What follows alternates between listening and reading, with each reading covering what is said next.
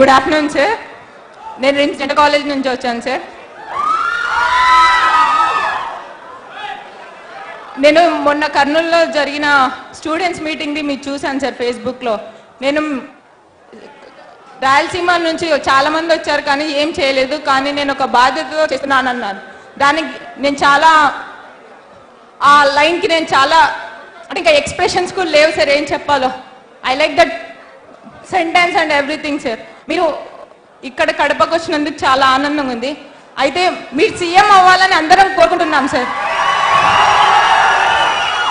కానీ నా వంతుగా నేను చాలా ఏళ్ళ నుంచి చూస్తూనే ఉన్నాను మార్పు రావాలి మార్పు రావాలి అని. కరెక్ట్ నాకు ఈ సంవత్సరం నుంచే ఓటు హక్కు వచ్చింది.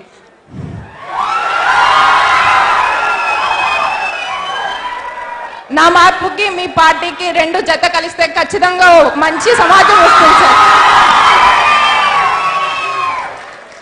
మీరు సీఎం అవుతే మా మెడికల్ సైడ్ కూడా చాలా డెవలప్ అవుతుందని ఎంతో ఆశిస్తున్నాం sir.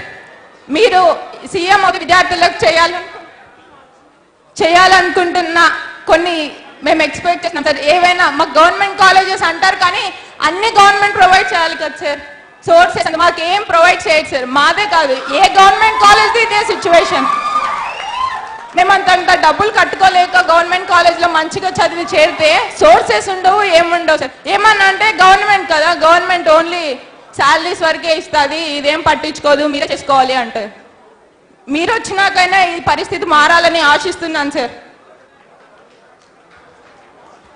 Thank you sir. My first vote goes to